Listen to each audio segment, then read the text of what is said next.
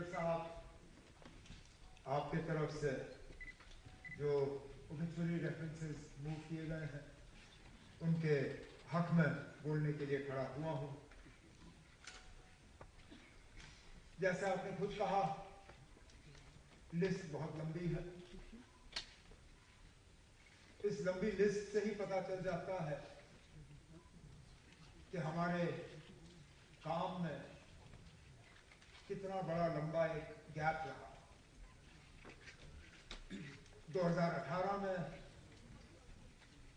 जम्मू के budget session में हमने इस तरह के ओबिचुअरी रेफरेंसेस पास किए और उसके बाद से लेके आज ये पहली मर्तबा हमें मौका मिला है उन लोगों को याद करने का जो आज हमारे दरमियान है।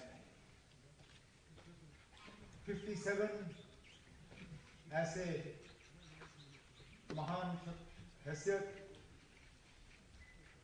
जिनमें साबका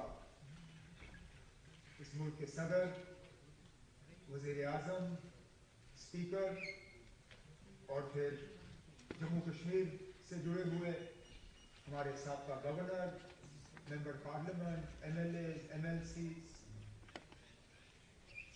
जम्मू कश्मीर का कोई ऐसा हिस्सा नहीं है जिसका कोई ना कोई बाशिंदा इस लिस्ट में ना हो।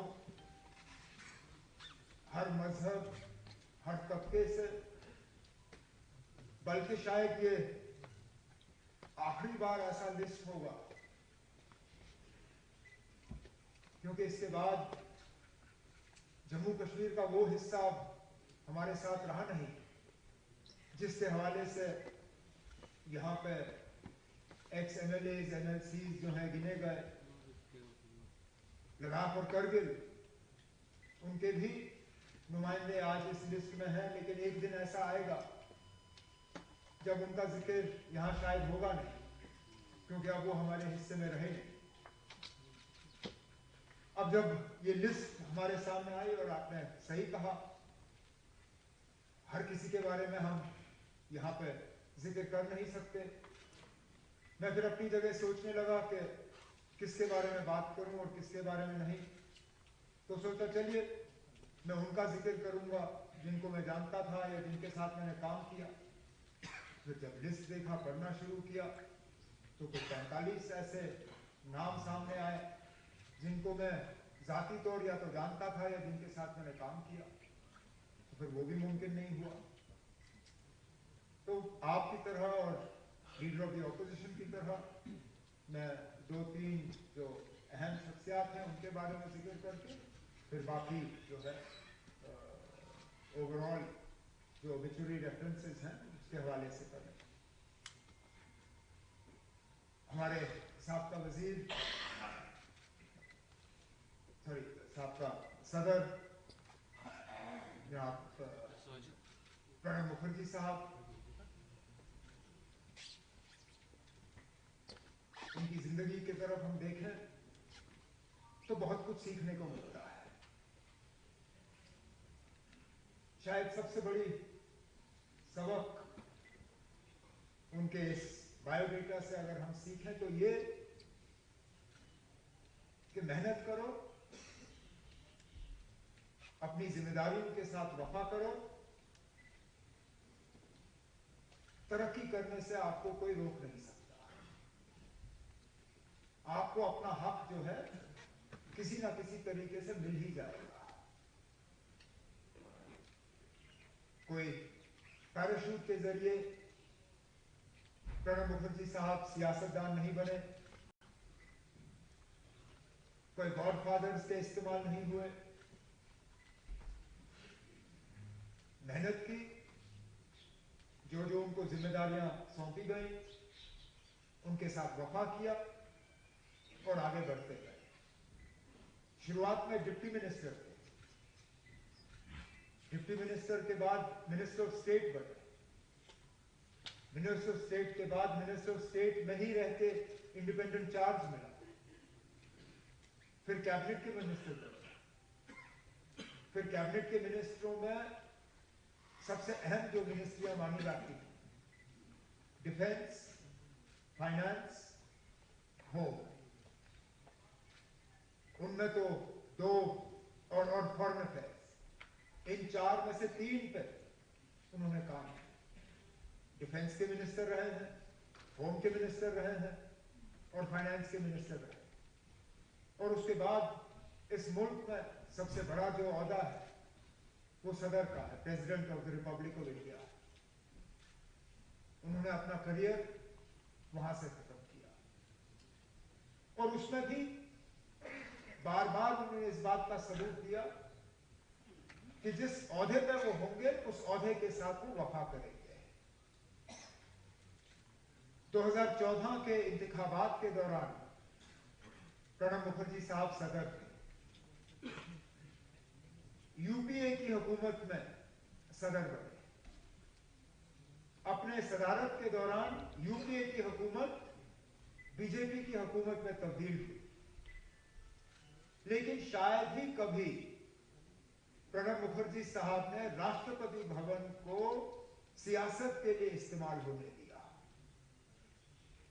मुझे तो याद नहीं है कहीं भी बीजेपी की तरफ से या उस वक्त हुकूमत की तरफ से राष्ट्रपति भवन या प्रणब मुखर्जी साहब पे किसी ने उंगली उठा के ये कहा हो कि प्रणब मुखर्जी साहब क्योंकि कांग्रेस के बने हुए या यूपीए के बने हुए सदर हैं, उन्होंने वो सियासत राष्ट्रपति भवन में होने दी। उन्होंने प्रेसिडेंट ऑफ इंडिया के ओहदे को और राष्ट्रपति भवन को सियासत से पूरी तरह से अलग रखा, जो कि आज के दौर में हम बहुत कम लोगों के बारे में कह सकते हैं। उसके बाद जनाब अटल बिहारी वाजपेयी साहब, जिनको भारत रत्न से नवाजा गया, इस मुल्क के वजीर आजम रहे 2 बार। मुझे जाती तौर उनके साथ काम करने का मौका मिला। 3 साल MOS के तौर पर मैं उनके साथ रहा।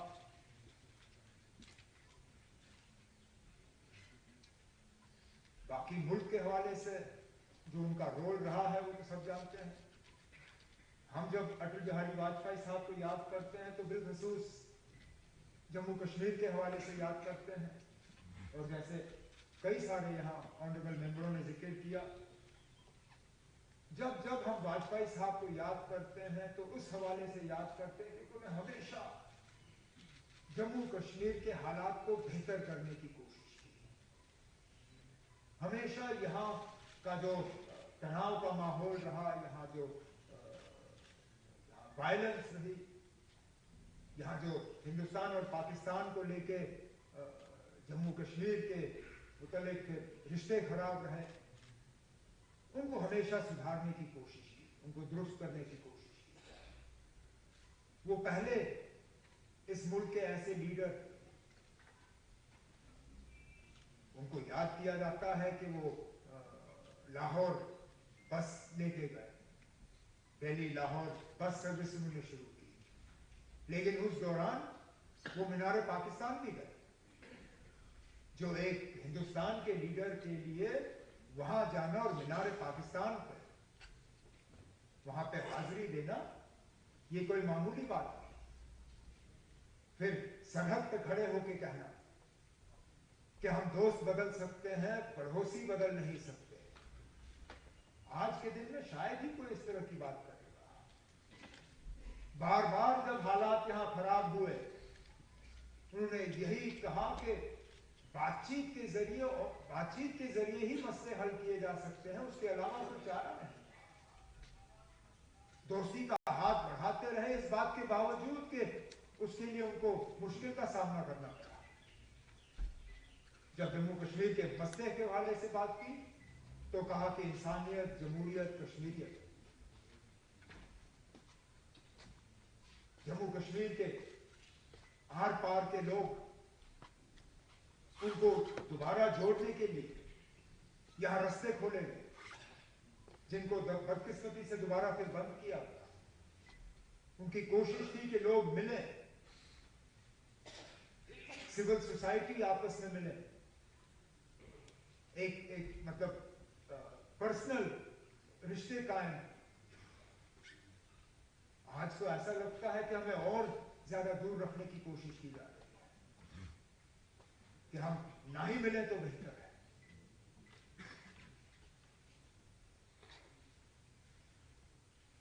मैं तो मान के चलता हूं कि अगर वाजपेयी साहब के दिखाए हुए रास्ते पे हमने जम्मू कश्मीर के साथ सलूक किया होता तो आज हमारा वो हाल नहीं होता जो हाल है। लेकिन चलिए, वो नहीं रहे, उनका दिखाया हुआ रास्ता याद नहीं रहा। उन्होंने जो नक्शा एक हमें छोड़ के दिया था, उस नक्शे को हमने छोड़ दिया। क्या करें? तारिगामी साहब ने वाजपेयी साहब के बारे में जब जिक्र किया तो असेंबली के रेजोल्यूशन के हवाले से बात की, लेकिन या तो भूल गए बताना या फिर बताना मुनासिब नहीं समझा। ये सही है कि वाजपेयी साहब की हुकूमत ने उस वक्त उस रेजोल्यूशन को वापस भेजा, लेकिन शायद उसके बाद वाजपेयी साहब को इस बात का एहसास भी हुआ कि जल्दबाजी हुई और उन्होंने अपने काबिना के वजीर को फिर नॉमिनेट किया यहाँ की हुकूमत के साथ इस पर बातचीत और डायलॉग शुरू करने के लिए। मरहूम अरुण जेटली साहब, अगर मेरी याददाश्त सही है, उस वक्त लॉ मिनिस्टर थे और लॉ मिनिस्टर की हैसियत से वाजपेयी साहब ने उन्हें नॉमिनेट किया यहाँ की हुकूमत के साथ एक डायलॉग प्रोसेस उस रेजोल्यूशन को लेके। लेकिन उस वक्त उसके बाद फिर हुकूमत रही नहीं, हालात बदल गए और जो हुआ सो हुआ। लेकिन जम्मू कश्मीर को लेके वाजपेयी साहब के जो इरादे थे उनसे शायद इख्तिलाफ करना हमारे लिए बहुत मुश्किल होगा। सोमनाथ चैटर्जी साहब वो स्पीकर थे जब मैं हाउस का मेंबर था और मुझे अच्छी तरह से वो दिन याद है। न्यूक्लियर बिल को लेके जब लेफ्ट पार्टीज अलायंस छोड़ के चले गए, उस वक्त उनकी अपनी पार्टी के तरफ से बहुत दबाव था उनके ऊपर कि वो स्पीकरी छोड़ के अपनी पार्टी के साथ जुड़ जाए। लेकिन बिल्कुल जैसे तारिगामी साहब ने कहा, मुझे अच्छी तरह से याद है क्योंकि मैं हाउस में मौजूद था। उन्होंने यही कहा मैं सीपीएम का स्पीकर नहीं हूं, मैं लोकसभा का स्पीकर हूं। लोकसभा ये तय करेगी कि मैं स्पीकर रहूं या ना रहूं। सीपीएम ये तय नहीं करेगी कि मैं स्पीकर रहूं या ना।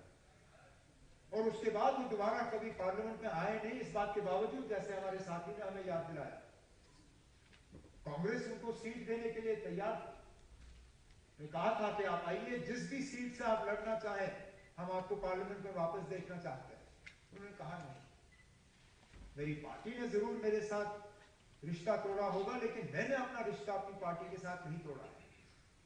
मैंने जितना वक्त पार्लियामेंट में गुजारना था मैंने गुजारा। एक मिसाल है,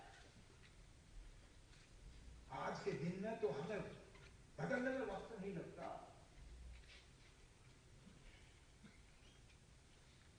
अभी तो इलेक्शन से निकल के आए हैं ना। हम में से कौन सी ऐसी पार्टी है जिसने आया राम गया राम का सिलसिला नहीं देखा? कोई टिकट मिलने पे दूसरे से नाराज, कोई टिकट ना मिलने पे अपनी पार्टी से नाराज और कहीं और जो है दरवाजे खटखटाने का काम करें। बहुत कम ऐसे सियासतदान हैं सोमनाथ चैटर्जी साहब की तरह जो अपने असूलों पर कायम है।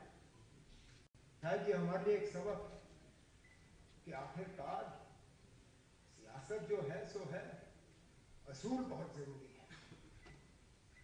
अब जम्मू कश्मीर को लेके जैसे मैंने कहा, गवर्नर से लेके एमएलए एमएलसीज तक इतने सारे नाम और उनमें से कई सारे जिनके साथ मैंने खुद काम किया। अब एक एक का मैं जिक्र कर नहीं सकता हूं, लेकिन एक साथी का जिक्र किए बिना शायद रहूंगा तो गलत होगा क्योंकि वो सिटिंग मेंबर रहे इस हाउस से और मुझे लगता है सिटिंग मेंबर की अपनी ही एक हैसियत होती है। اس کے ساتھ ساتھ وہ ایک ایسے سٹنگ ممبر ہیں تھے جن کے ساتھ بہت قریبی کام کرنے کا موقع مجھے حاصل ہے.